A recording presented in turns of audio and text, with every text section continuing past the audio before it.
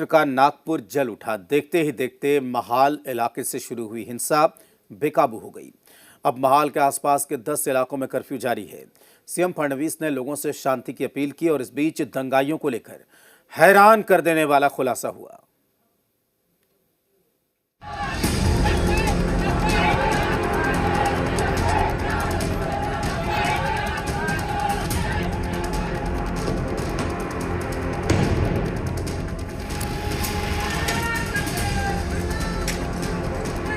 बीती रात नागपुर में हिंसा की ऐसी आग भड़की कि देखते ही देखते शहर जल उठा।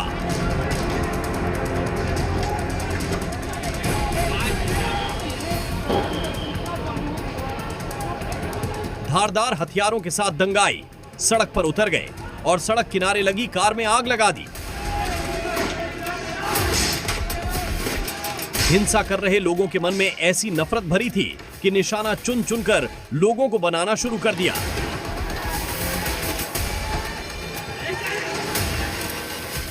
गाड़ियों के शीशे इस तरह से तोड़े गए मानो वो किसी बात का बदला ले रहे हों।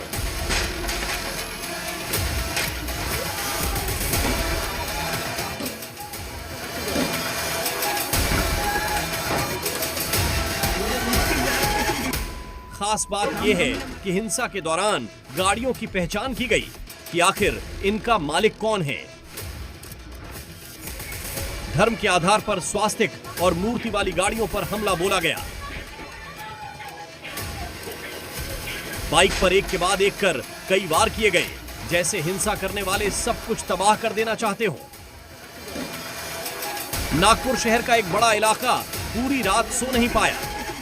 देखते ही देखते पुलिस की तैनाती की गई।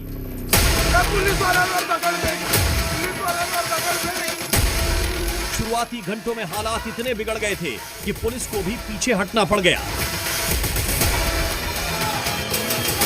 मुख्यमंत्री देवेंद्र फडणवीस से लेकर पूरी महाराष्ट्र सरकार एक्शन में दिखी। लोगों को हिदायत दी गई कि वो अपने घर में रहें, किसी के बहकावे में ना आएं, ना ही अफवाह पर ध्यान दें। ऐसे में सवाल ये उठता है कि अचानक नागपुर महानगर जलने क्यों लगा। महाराष्ट्र सरकार में गृह राज्य मंत्री योगेश कदम ने कहा कि हिंसा कैसे शुरू हुई, किसने शुरू की, इसकी जांच की जा रही है।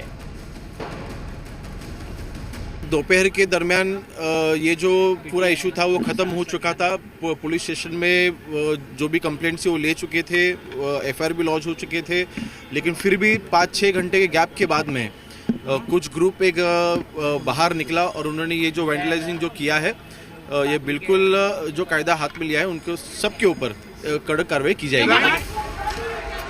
यानी हिंसा की जो आग लोगों ने कल देर रात देखी, उसके पहले भी बवाल हो चुका था और ये नफरत का राउंड 2 था। केंद्रीय मंत्री नितिन गडकरी ने कहा कि हिंसा अफवाह की वजह से फैली। नागपूरमध्ये काही अफवा पसरल्यामुळे धार्मिक तणाव निर्माण होण्याची स्थिती निर्माण झाली आहे। या सर्व परिस्थितीमुळे नागपूरने नेहमी शांततेचा इतिहास हे नागपूरची विशेषता राहिलेली आहे। माझी सर्व बांधवांना विनंती आहे कि त्यांनी कुठल्याही प्रकारच्या अफवांवर विश्वास ठेवू नये, शांतता प्रस्थापित करावी। नागपुर में हिंसा की आग बुझ चुकी है, लेकिन इसकी तपिश अभी सिर्फ यहां ही नहीं, पूरी सियासी फिजा में महसूस की जा रही है। हिंसा के बाद कई सवाल उठ रहे हैं जिनका जवाब मिलना तय ही नहीं, लाजिमी भी है। ब्यूरो रिपोर्ट, जी मीडिया। बीती रात नागपुर में हिंसा हुई। आधी रात तक हालात पर काफी हद तक काबू पा लिया गया, लेकिन आज हम आपको ऐसी तस्वीरें दिखाने जा रहे हैं जिसे देखकर आप समझ जाएंगे कि हिंसा में शामिल लोग ना तो निहत्थे थे और ना ही मासूम। उनके हाथों में कई तरह के हथियार थे।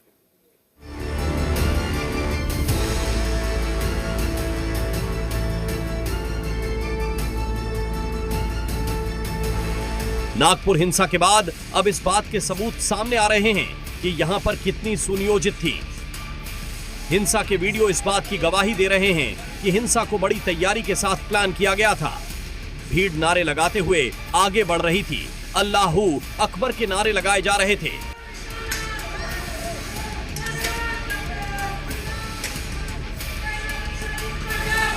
Stop. कई दंगाइयों के हाथ में पत्थर थे जो इस बात की तस्दीक कर रहे हैं कि उनके सिर पर हिंसा सवार थी।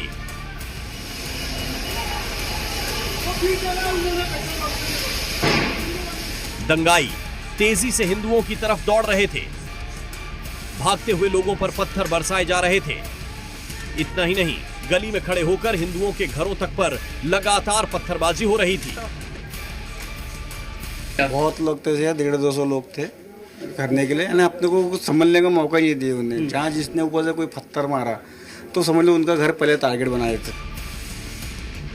जब हमारी टीम ग्राउंड पर पहुंची तो पाया कि हमले के लिए बड़े बड़े पत्थरों और ईंटों का इस्तेमाल किया गया था।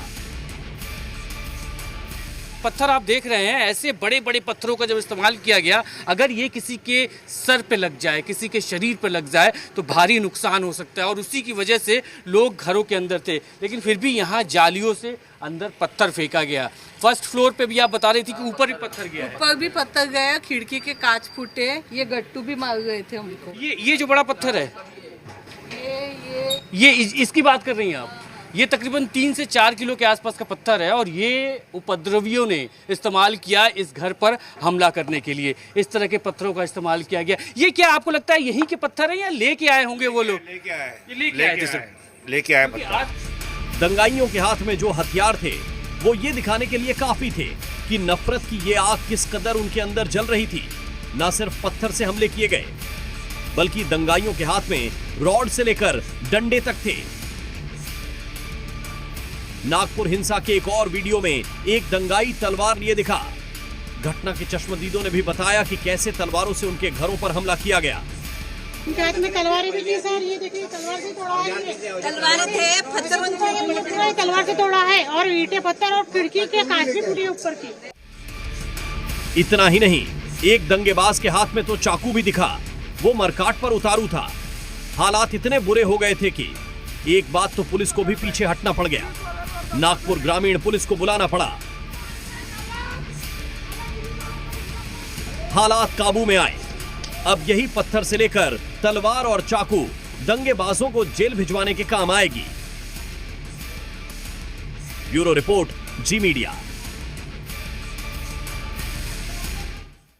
जी मीडिया की टीम नागपुर की हर उस जगह पर पहुंची जहां पर कल हिंसा हुई। हिंसा के प्रत्यक्षदर्शियों से बात की गई। लोगों ने जो हमें बताया उसे जानकर आप चौंक जाएंगे। हमारे संवाददाता ब्रजेश तिवारी की ग्राउंड रिपोर्ट देखिए। फिलहाल मैं हंसापुरी इलाके में मौजूद हूँ। ये दूसरा इलाका है। यहाँ भी जमकर उन्मादियों ने उपद्रव मचाया। मैं क्लिनिक के बाहर खड़ा हूँ। यहाँ भी भारी संख्या में उन्मादी आए थे, उपद्रव मचाया था उन लोगों ने। यहाँ पे लोगों का इलाज होता है, लेकिन आज पत्थर यहाँ पर पड़े हुए हैं जमीन पे। अब इसको टारगेट क्यों किया गया, ये तस्वीर एक बार देखिए और समझिए। यहाँ पर देखिए क्या लिखा हुआ है।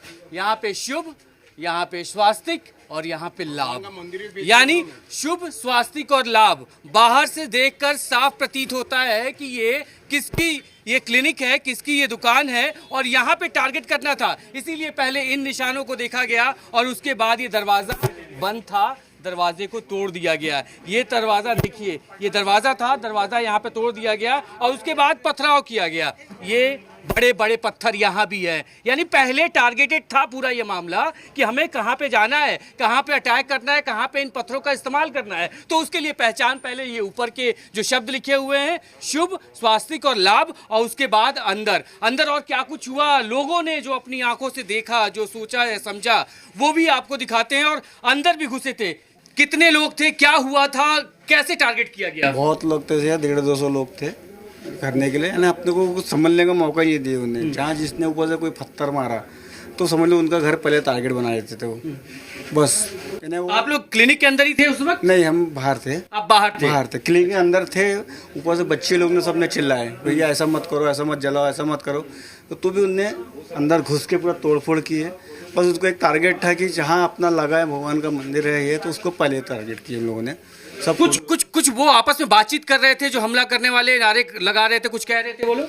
हाँ, ये है, ये हिंदू को टारगेट, अपने वाले, ये अपने वाले हैं। ये कौन कह रहा था? ये वही लोग कह रहे थे, यानी जो हमलावर थे वो कह रहे थे कि अपने वाले हैं, उनको मत करो, ये आप पराये हैं। उनका कहने का मतलब आप पराये थे। था वही कह रहे थे, बोले ये पराये थे। आप भी पराये थे?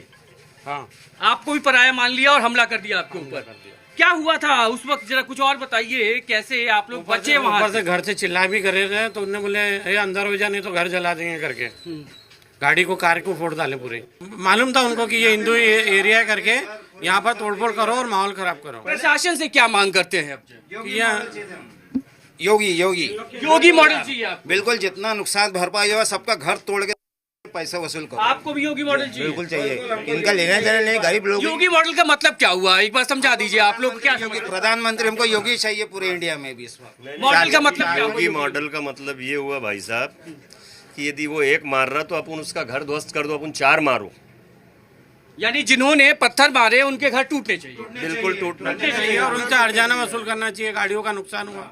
सामने देखिए, यहाँ पे भारी संख्या में जो बाइकें यहाँ पे थी उनको भी आग के हवाले कर दिया गया। गिनती करते हैं हम, 1 2 3 4 5 6 7 8 बाइक यहाँ पे है, स्कूटी यहाँ पे है जिनको नुकसान पहुंचाया गया।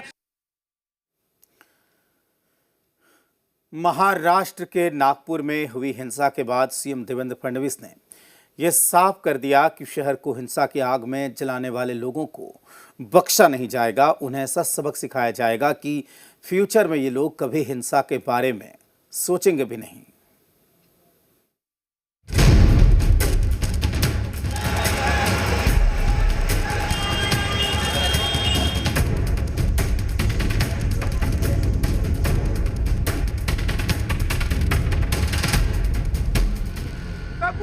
औरंगजेब का नाम, दंगे का प्लान। इनके हाथ में तलवारें भी थी सर, ये देखिए तलवार से तोड़ा है। तलवारें थे, पत्थर तलवार से तोड़ा है और ईंटें पत्थर और खिड़की के कांच भी टूटी ऊपर की। नागपुर के दंगेबाज देवा भाऊ करेंगे इलाज। जिस प्रकार से तनाव की स्थिति निर्माण हुई, ये बहुत ही निंदनीय है। दंगे से बढ़ाई टेंशन, अब होगा बड़ा एक्शन। उनको ढूंढ के निकाल रहे हैं कौन कौन ये लोग हैं जो इसमें इन्वॉल्व हुए। महाराष्ट्र के नागपुर में बीती रात हुई हिंसा से बाद से सीएम देवेंद्र फडणवीस सख्त एक्शन लेने की तैयारी में हैं। देवा भाऊ के नाम से मशहूर देवेंद्र फडणवीस ने साफ कर दिया है कि नागपुर को हिंसा की आग में झोंकने वालों के लिए हंटर तैयार हो गया है। आम नागरिकों पर पत्थर फेंकने वाले और पुलिस पर कुल्हाड़ी से हमला करने वाले दंगाइयों ने सोचा भी नहीं होगा कि उनकी यही हरकत का आने वाले दिनों में उनके लिए भारी पड़ने वाली है, या यूं कहें कि उनकी जिंदगी की सबसे बड़ी गलती साबित होने वाली है, क्योंकि देवा भाऊ ने साफ कर दिया है वो दंगाइयों को बख्शने के मूड में नहीं है। प्लास्टिक सर्जरी के लिए क्या केलं होतं? देवा भाऊ ने अपनी पुलिस को आदेश दे दिया है कि इस दंगे में शामिल कोई भी दंगाई बचने न पाए। एक एक दंगाइयों की तलाश कर रहे हैं, उन्हें पकड़े और ये बताए कि नफरत की आग में शहर को जलाने का अंजाम क्या होता है। मैं स्वयं इन सारी घटनाओं पर नजर रखकर हूं।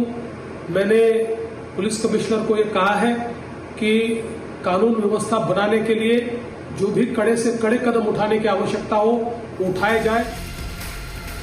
नागपुर हिंसा को लेकर पुलिस भी सख्त हो गई है और दंगाइयों के खिलाफ बड़े एक्शन की तैयारी कर रही है। नागपुर के पुलिस कमिश्नर ने साफ कर दिया है कि वीडियो और सीसीटीवी के आधार पर दंगाइयों की पहचान की जा रही है, जो पत्थरबाज खोज के हिंदू घरों को टारगेट करके निशाना बना रहे थे। अब वही पुलिस के रडार पर है।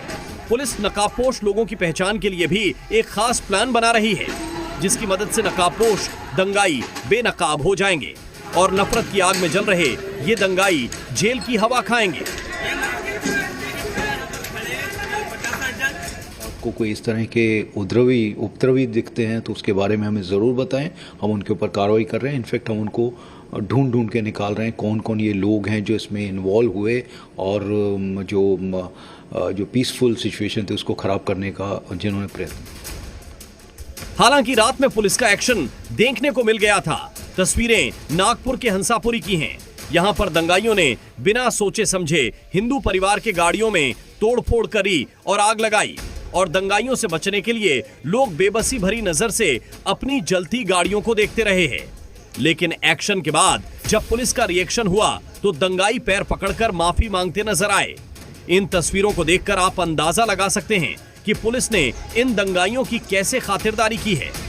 जो दंगाई कुछ देर पहले तक हंसीपुर इलाके में गाड़ियों में आगजनी कर रहे थे, वहीं अब देवा भाऊ की सिंघम पुलिस से रहम की भीख मांग रहे हैं।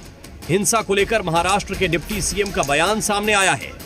महाराष्ट्र के डिप्टी सीएम ने कहा कि पुलिस के मुताबिक हिंसा के लिए बाहर से लोग आए थे और उन्होंने घरों पर पेट्रोल बम से भी हमला किया।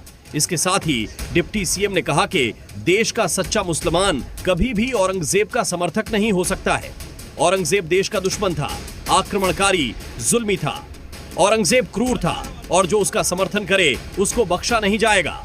जाहिर है कि सियासी फायदे के लिए कई सियासतदान अपने अपने हिसाब से औरंगजेब को लेकर बयान दे रहे हैं, लेकिन इतना को साफ हो गया है, औरंगजेब के नाम पर दंगा करने वाला का अब बुरा वक्त शुरू हो गया है। जैसे जैसे वक्त बीतता जाएगा, दंगाइयों का और भी बुरा वक्त आएगा और देवा भाऊ की फोर्स सबका हिसाब करेगी। ब्यूरो रिपोर्ट, जी मीडिया।